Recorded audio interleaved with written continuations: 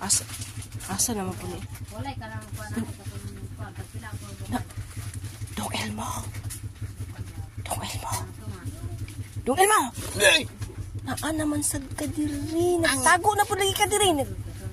Likay-likay naman po ka diri sa trabaho. Nagsige naman lang kagpanabako aning suok. Naunsa naman ka, makitaan kita sa itong amo. Nagsige ka na mapahir out yung tanong. Sana ipakaon mo sa imong pamilya.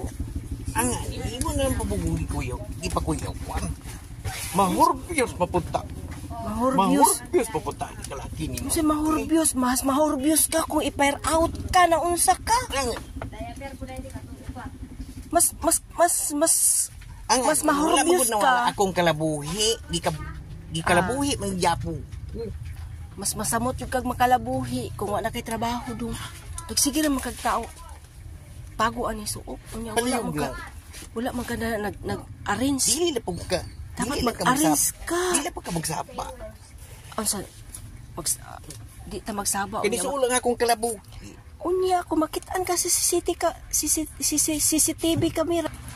Unya, makitaan ka sa CCTV camera. Sige ra kag taguan ni suok. Ganiya, gipa-display ka.